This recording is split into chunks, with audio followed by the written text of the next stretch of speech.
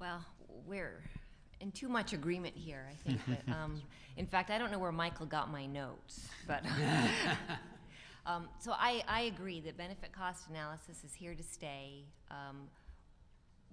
President Obama, he's both committed, or he's signaled that he would like to keep the analysis, and as Daryl said, what regulatory analysis really is does it do more good than harm? So to do that analysis, ensure that benefits justify the costs, and also keep that central oversight of regulations through OIRA. So he signaled both of those things.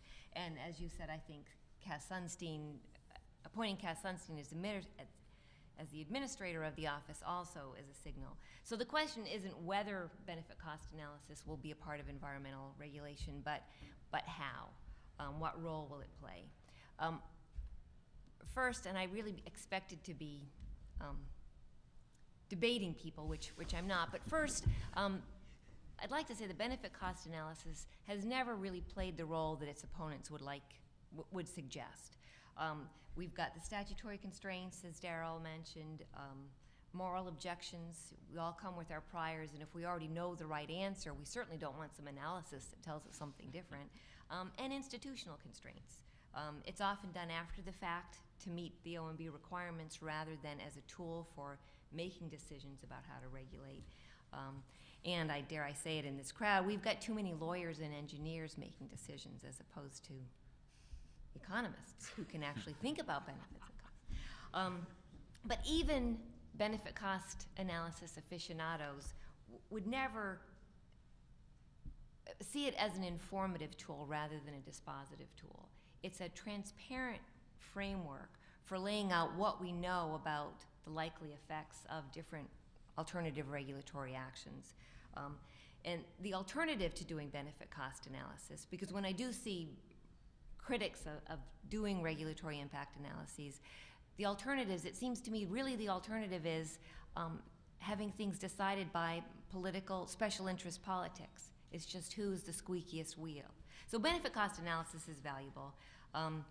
And it's the question that I think that we're here to discuss, and we don't have someone who actually knows, is how will the Obama administration use it? We have, I've been on a couple panels with people in the administration, and one term I hear is humanized benefit cost analysis, which I think sounds good, except unless you're by implication, one who applied inhuman cost-benefit analysis before. But we are expecting to see a new executive order.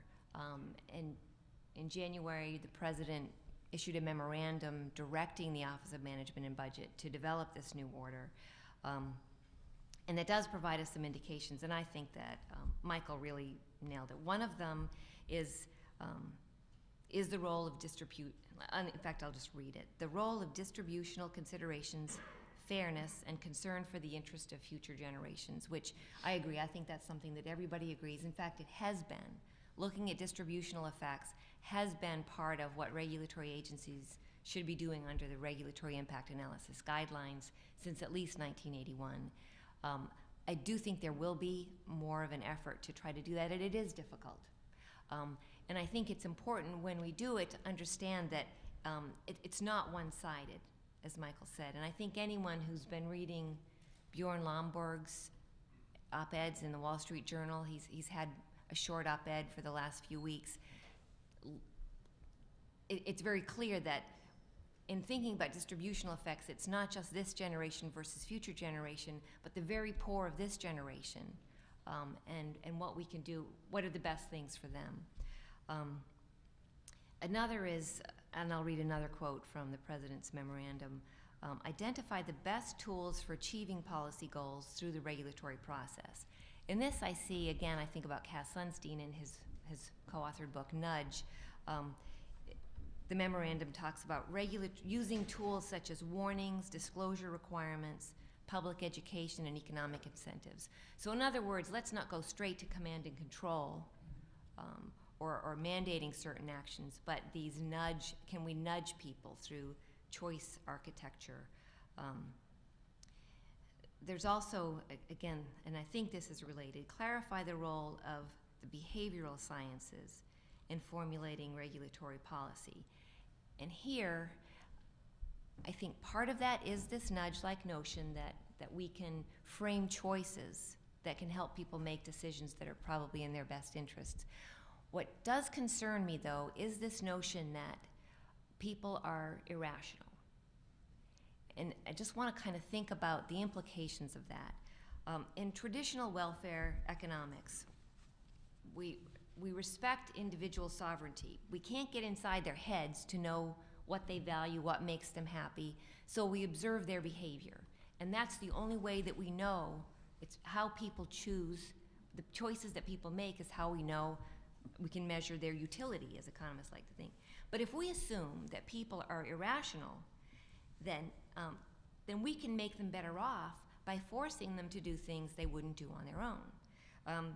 And if government agents, if by that we mean that by regulating, government agents can make decisions about our happiness and our welfare better than we can, there really is no end to the types of regulation the government can enter into that will have benefits that exceed the costs.